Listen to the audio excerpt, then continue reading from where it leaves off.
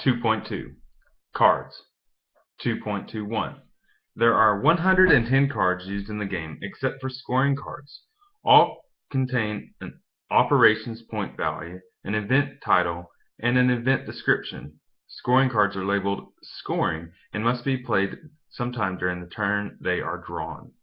2.22 Each card has a symbol to indicate which superpower is associated with its event, as follows. Cards with a red star only are associated with the USSR. Cards with a white star are only associated with the US. Cards with a split red-white star are associated with both sides. See 5.2 for the effect of playing cards whose events are associated with your opponent's superpower. 2.23 Cards may be played in one of two ways, as events or operations. 2.24 Many cards have an asterisk following their event title. When these cards are played as events, they are removed permanently from the game. 2.25 Cards that have their event title underlined are displayed face up on the side of the game board until they are cancelled, or the game ends. Play note. Players may also indicate the play of underlined events with the numbered card reminder markers. 2.26 Cards that are discarded, not permanently removed from the game, are placed in a face-up pile adjacent to the draw pile. 2.3 Markers. The game includes various markers to assist play.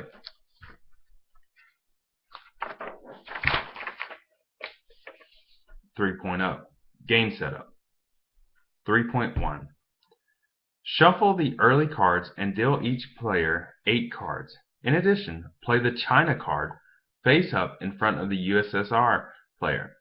The players are allowed to examine their cards prior to deploying their initial influence markers.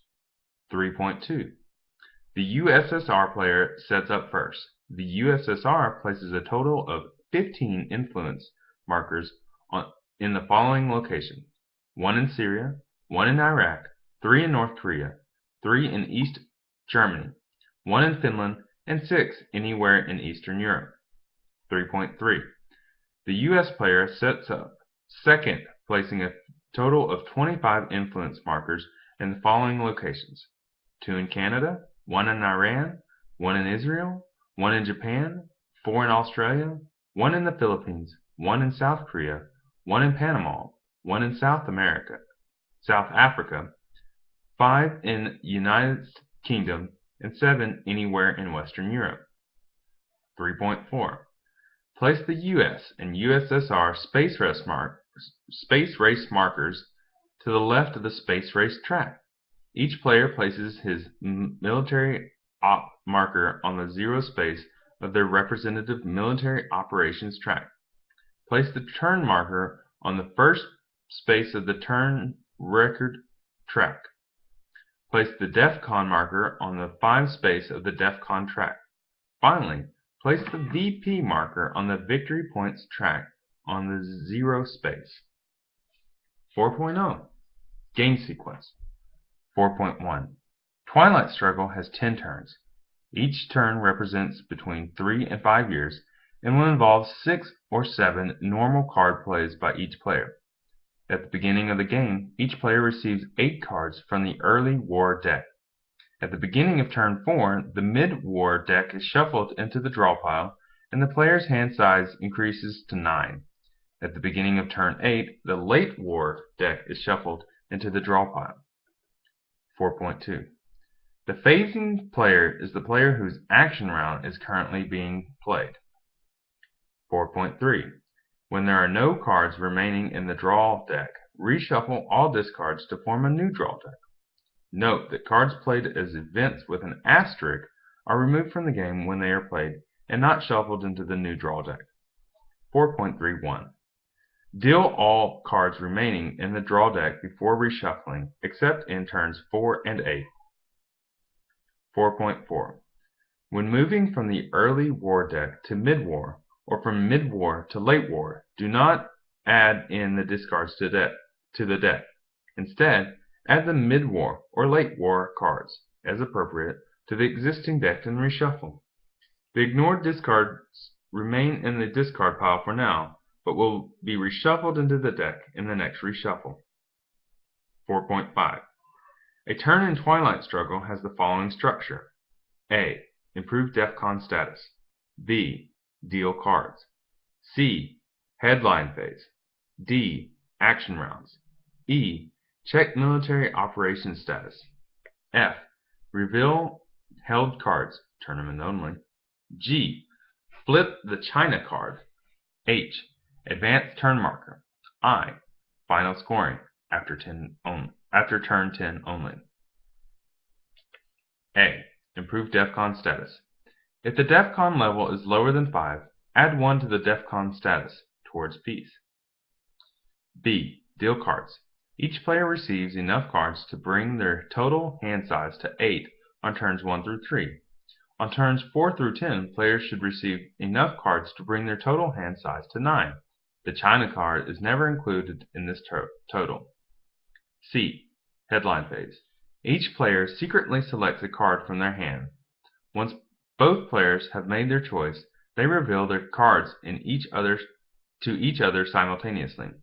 These cards are called headline cards, and their events take place in this phase, and if the event title has an asterisk, are removed from the game normally. To determine which event takes place first, look at the operations value on each card. That is the headline value. The card with the higher headline value takes effect first.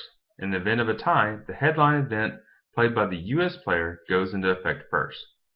Scoring cards may be played during the headline phase. However, they are considered to have a headline value of 0 and always take effect second. If both players select a scoring card as the headline cards, the U.S. player's scoring card takes effect first. Players must create a headline event regardless of whether the event helps them or their opponent. Note: if playing an opponent's event during the headline phase, your opponent implements the event text as if they had played the card themselves. However, the player of the headline card could be considered the phasing player for purposes of the DEFCON status. See 8.13. The China card may not be played during the headline phase. Unless the headline event specifically refers to availability of operations points, neither player receives operation points for cards played during the headline phase. D. Action rounds. There are 6 action rounds in turns 1 to 3 and 7 action rounds turns 4 to 10. Players alternate playing cards once per action round for a total of 6 cards during turns 1 to 3 and 7 cards during turns 4 to 10. The USSR player always takes his or her action round first, followed by the US player. All actions required by each card must be resolved during the next player starts. All actions required by each card must be resolved before the next player starts his or her action round by playing a card. The player taking his or her action round is called the phasing player.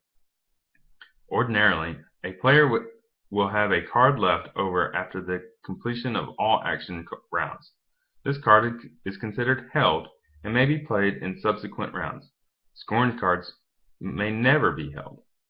If a player has insufficient cards to take the requisite number of actions for the turn, that player must sit out for the remaining action rounds while the opposing player completes the turn.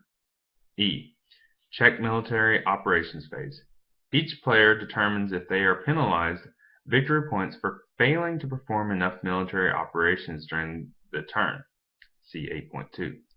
Each player then resets his military operations markers back to 0. F. Revealed held cards.